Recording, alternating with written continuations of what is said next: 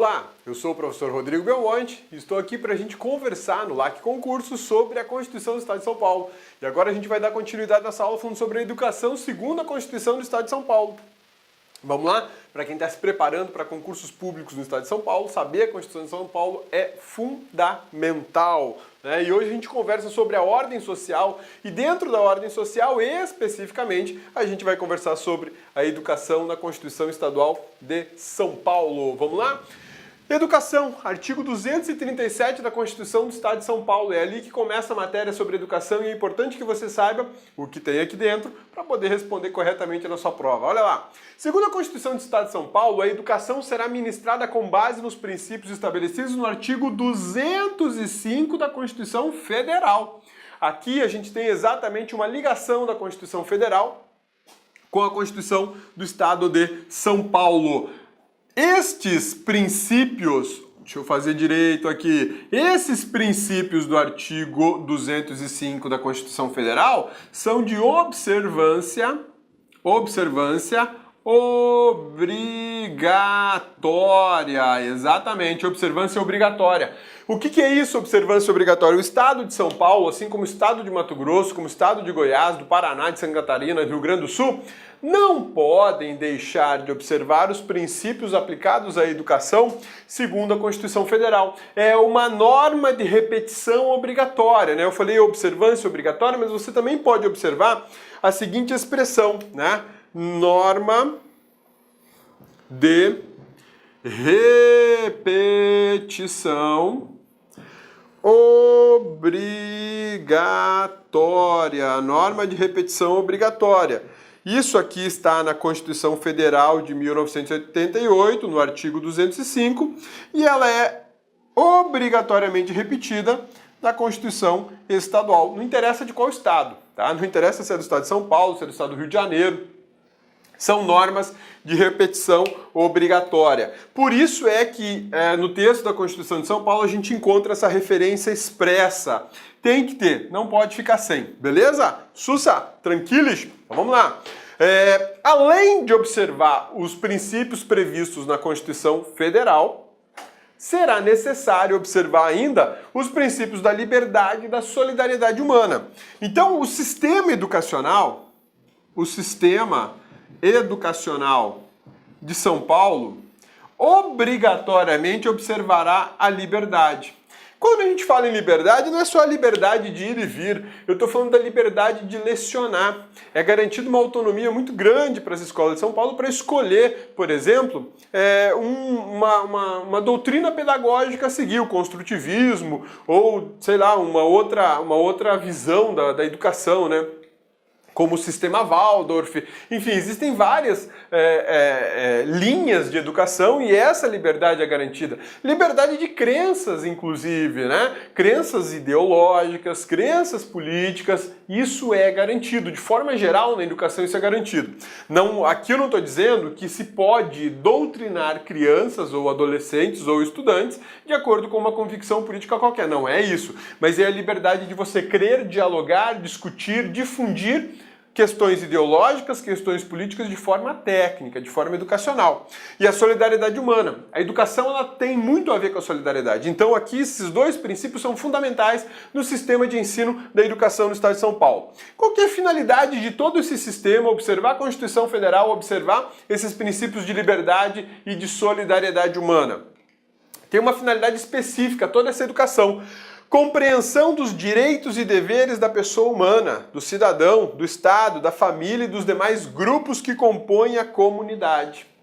Perceba que aqui, na visão da Constituição Estadual de São Paulo, a educação não tem a finalidade apenas de ensinar a ler, escrever, fazer conta e passar no vestibular. Não, vai muito além disso, né? Quando se estabelece a compreensão dos direitos e deveres da pessoa humana, eu trabalho com a ideia de conhecimento e entendimento do próximo, saber que existe o outro, respeitá-lo e saber que eu tenho deveres para com o outro, assim como o outro tem deveres para comigo. Por exemplo, a cordialidade, a educação, a urbanidade são deveres sociais e isso é trabalhado no sistema educacional do Estado de São Paulo, né?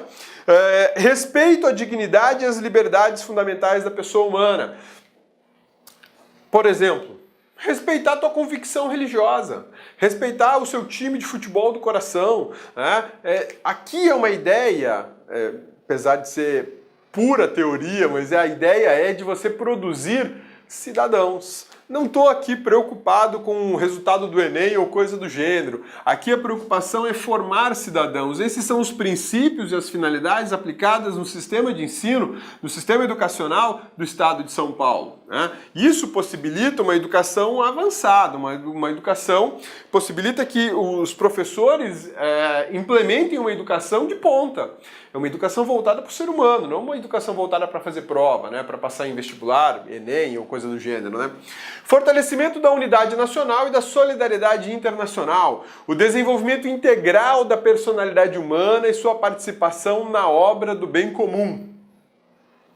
O desenvolvimento integral da personalidade humana, o que é isso? Eu não vou ficar focado só em ciências exatas, só em português gramatical. Eu vou dar espaço para a literatura, para a poesia, para o teatro, para as artes de forma geral, para a educação física, porque aí eu consigo desenvolver personalidade de forma integral, ou seja, o ser como um todo, não só o aluno da matemática, o aluno do inglês, o aluno do português, não. Ele vai ser um aluno do mundo, ele vai ter noção de culturas, vai ter noção de atividade física para não cair no sedentarismo e coisas do gênero, né?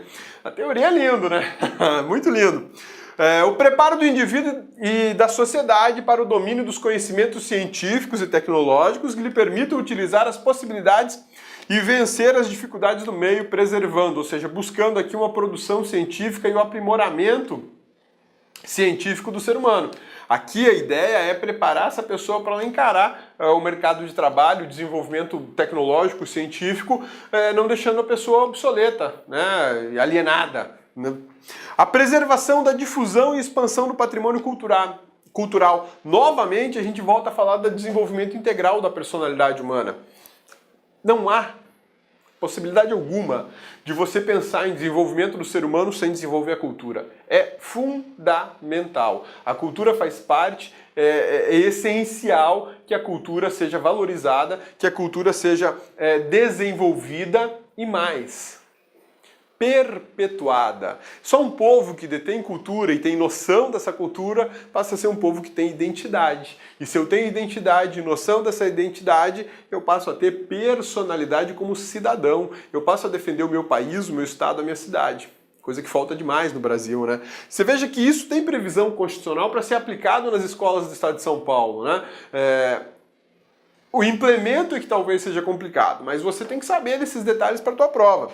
A condenação a qualquer tratamento desigual por motivo de convicção filosófica, política ou religiosa, bem como quaisquer preconceitos de classe, raça ou sexo. Quando eu tenho um sistema educacional pautado na liberdade, obrigatoriamente, se eu garanto a liberdade de crença, liberdade de convicções, eu tenho que respeitar o diferente do meu. E aí eu tenho que respeitar e não posso tolerar uma filosofia diferente da minha, não posso tolerar o preconceito de uma filosofia diferente da minha, de uma política, de uma religião diferente da minha. Essa finalidade aqui está intimamente ligada com o princípio da liberdade. O princípio da liberdade. Se eu tenho liberdade de crença, automaticamente eu tenho o dever de respeitar uma crença diferente da minha. Porque se eu tenho liberdade, o outro também tem. Né? É mais ou menos assim que funciona. Essa lógica jurídica da igualdade e da liberdade. Né? O desenvolvimento da capacidade de elaboração e reflexão crítica da realidade.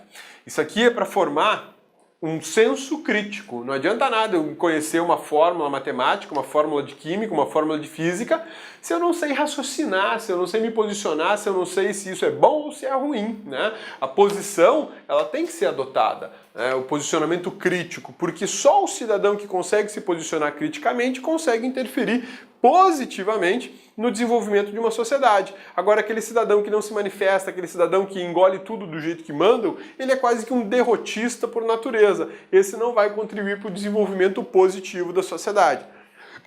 Ah, mas e se eu tiver um desenvolvimento intelectual crítico negativo ao governo atual? Tudo bem, defenda, mas com argumentos sólidos, argumentos razoáveis. Não defenda com o fígado, defenda com o raciocínio, né?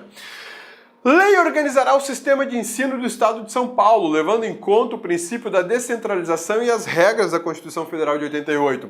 Todo o sistema de educação paulista, ele é baseado em lei. Isso quer dizer que se eu quiser alterar esse sistema de educação, eu vou precisar de lei. Lei é a palavra-chave aqui, né? Todo o sistema organizado em lei só pode ser alterado ou de alguma forma extinto se houver lei.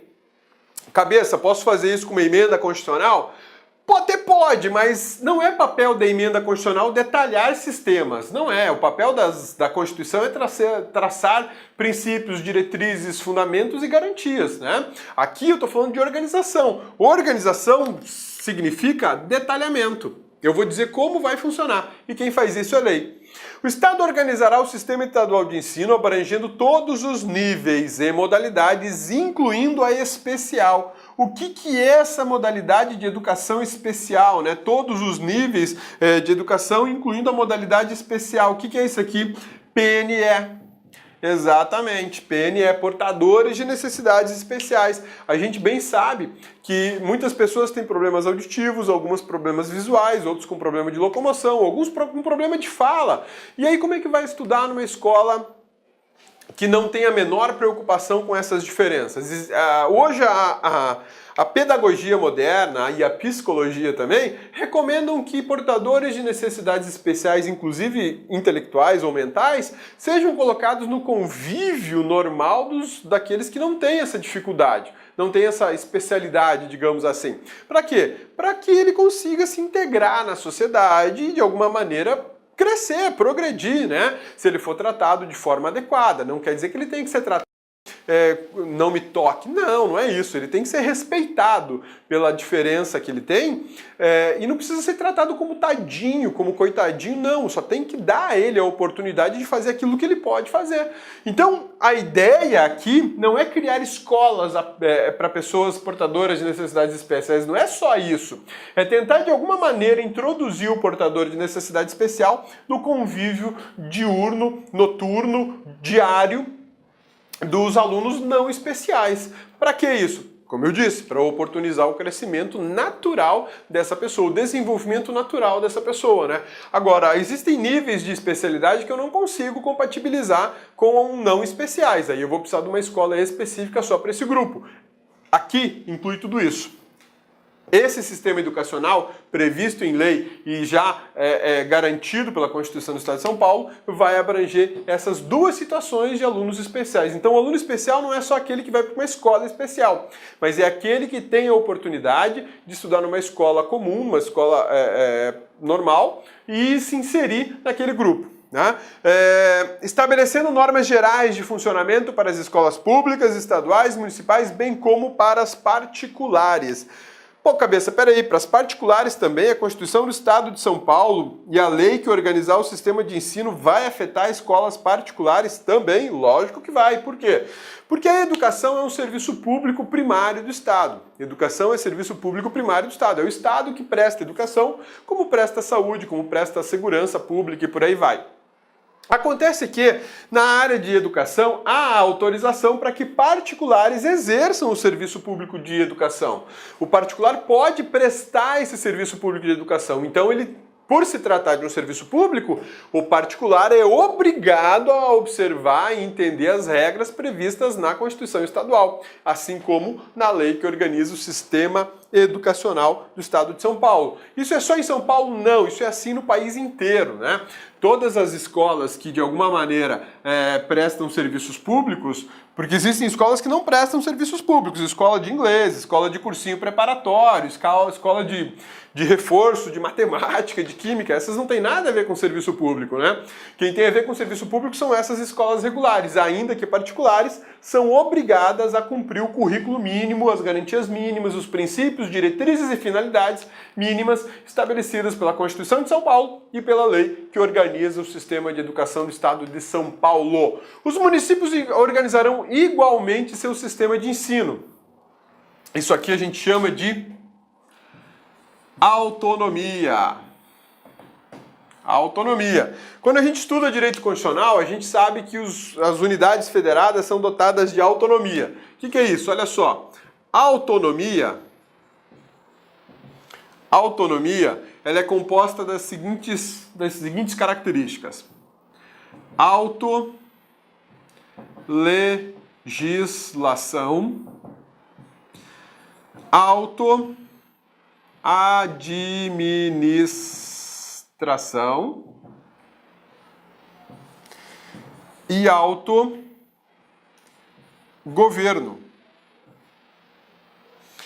Quando eu tenho a previsão de autolegislação, eu estou autorizando estados, DF, municípios a legislarem. E a Constituição do Estado de São Paulo reconhece a autonomia baseada na autolegislação dos municípios para eles legislarem sobre educação. Belezinha? Isso é garantido pela Constituição Federal e também pela Constituição do Estado de São Paulo. Então, meu amigão, sempre que você vir a palavra a autonomia, lembre-se que ela vai te levar, vai te mostrar 3 características.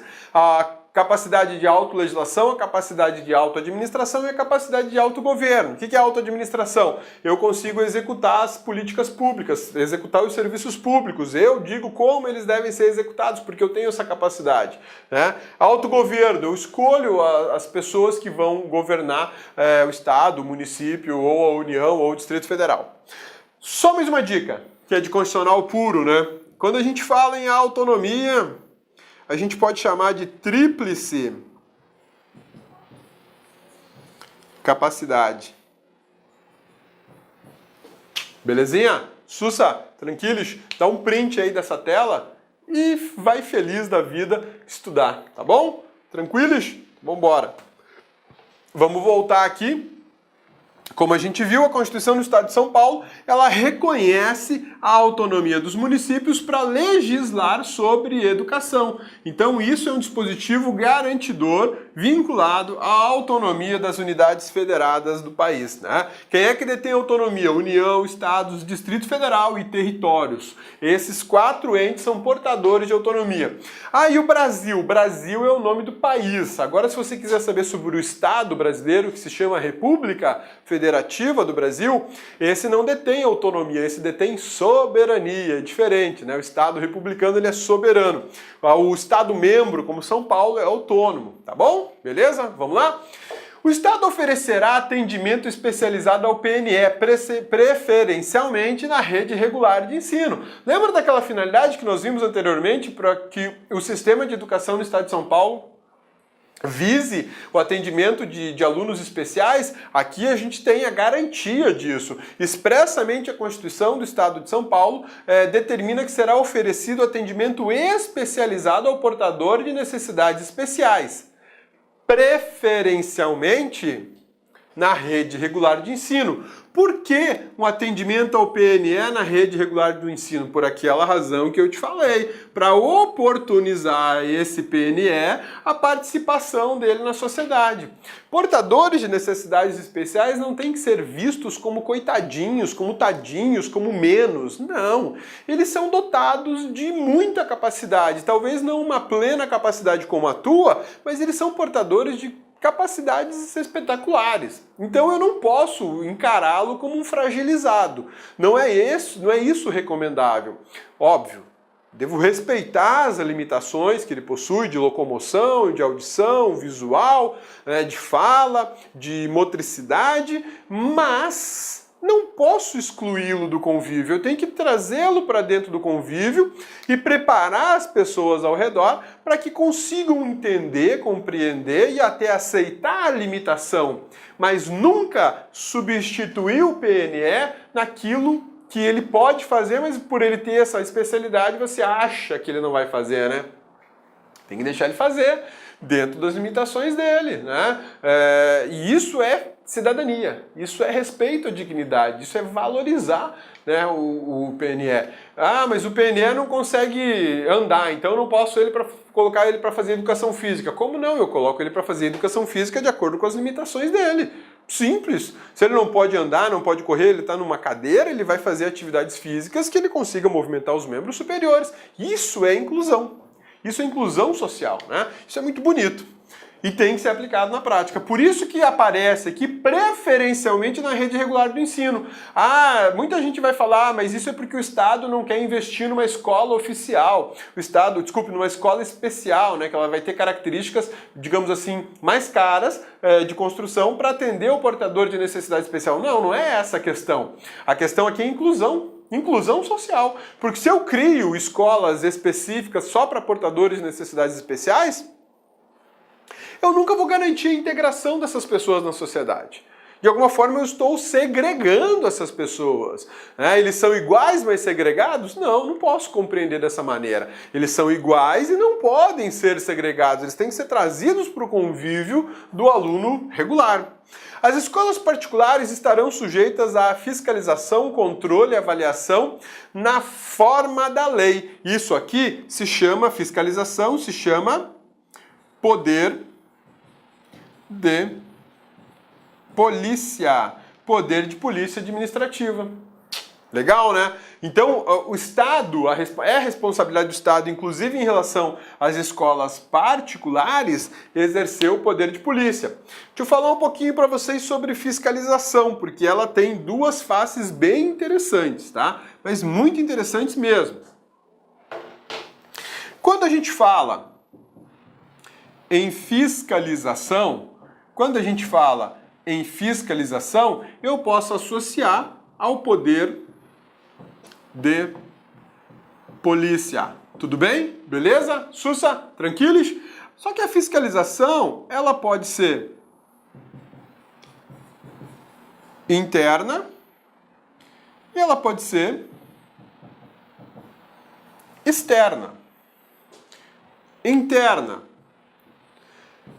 A Secretaria SEDUC, né? A Secretaria de Educação fiscaliza as escolas públicas. Isso é fiscalização interna. Nesse caso, eu posso até chamar de auditoria.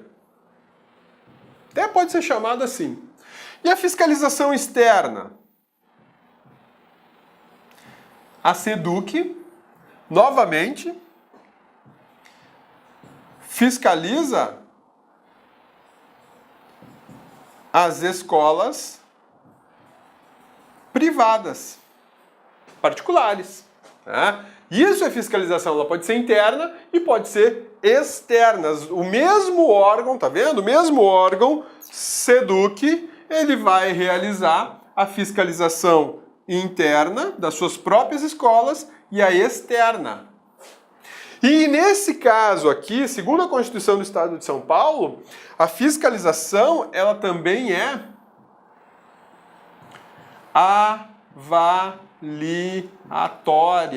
avaliatória. Por que avaliatória? A SEDUC pode realizar sobre uma escola privada uma avaliação sobre a qualidade do ensino. E aí pode, de repente, cassar a autorização dessa escola se a qualidade for ruim. Na fiscalização interna, eu posso fazer uma avaliação de como andam as escolas públicas, né? E, nesse sentido, se houver falha no serviço, eu posso responsabilizar os executores do serviço administrativamente. Então essa é a ideia de fiscalização prevista aqui, controle, avaliação, de forma geral, tudo isso é fiscalização. E ela pode ser interna e externa. Interna, a SEDUC está avaliando, está controlando, está fiscalizando as próprias instituições de ensino do poder público. Externa, ela vai avaliar o particular. Poder de polícia, como eu já tinha falado, né?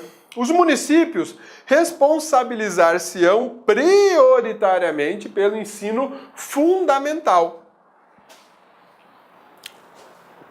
Constitucionalmente, desde a Constituição Federal, É obrigação dos municípios realizar o ensino fundamental, mas só o fundamental não. Fundamental, o médio, se ele puder até o superior, se ele tiver condições para isso, se tiver estrutura para isso até o superior. Mas perceba que a Constituição do Estado de São Paulo coloca aqui prioritariamente. Por que o prioritariamente está em destaque?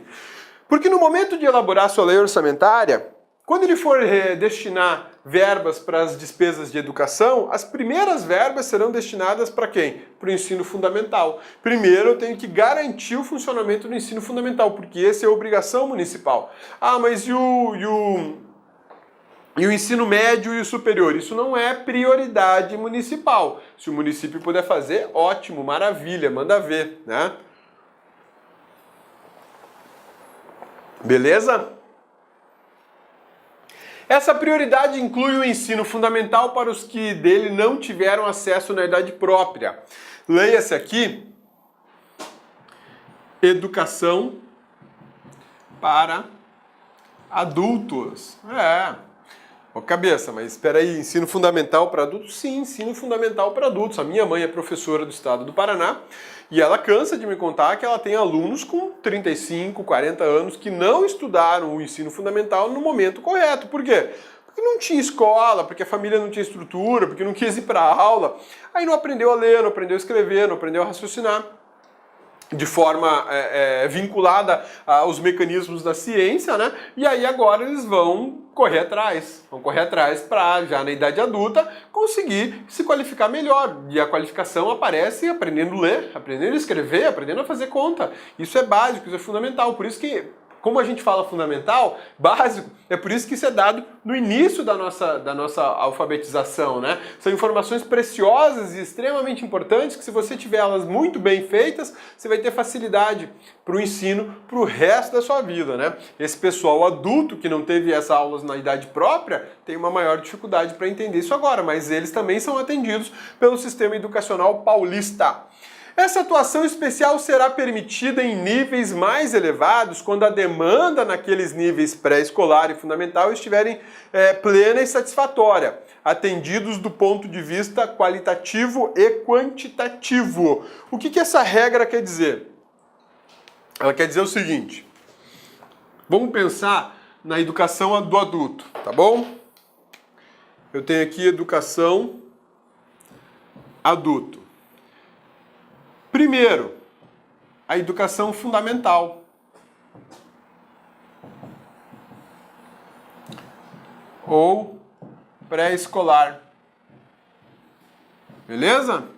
Quando este nível for declarado satisfatório, eu posso passar para o ensino médio.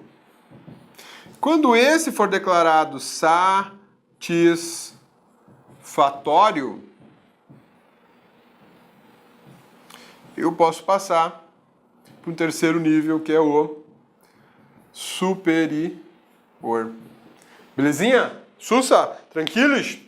A Constituição do Estado de São Paulo prioriza esse aqui. Por quê?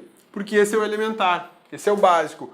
Quando do aspecto quantitativo e do aspecto qualitativo a coisa estiver resolvida, a coisa estiver boa, for declarado como satisfatório em quantidade e qualidade, eu posso pensar no ensino médio, eu posso pensar no ensino superior, e eu só vou passar de nível quando esse for declarado satisfatório com os mesmos critérios, qualitativo e quantitativo, tá bom?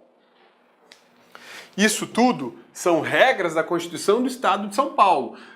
Esse sistema, esses regramentos não estão previstos na Constituição Federal. Tem algum problema isso? Não. Lógico que não. Por quê? Porque isso aqui faz parte da autonomia do Estado de São Paulo. O Estado de São Paulo percebeu que a sua educação vai funcionar melhor se ele trabalhar em níveis dessa forma, né? A Constituição Federal não desce a esse grau de detalhamento, até porque as realidades no país são diferentes. A realidade educacional do Pará é diferente da realidade educacional do Estado de São Paulo. Então, por isso que fica sob a responsabilidade da Constituição Estadual falar sobre cada um desses assuntos.